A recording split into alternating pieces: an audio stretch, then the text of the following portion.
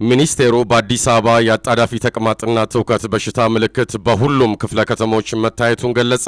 በአሁኑ ወቅት እየጣለ ያለውን ዝናብ ተከትሎ የአጣዳፊ ተቅማጥና ትውከት በሽታ ምልክት የታየባቸው ህሙማን ከሰኔ 2 ቀን 2008 ዓ.ም ጀምሮ በአዲስ አበባ ከተማ መታየታቸው መገለጹ ይታወሳል። በአሁኑ ወቅትም በሁሉም ክፍለ ከተማ ከ2 እስከ 15 ህሙማን በመታየታቸውን ያስታወቀው የጤና ጥበቃ ሚኒስቴር የታማሚዎች ቁጥር መጨመሩንና እስካሁን ሞት እንዳልተመዘገበም አስታውቋል።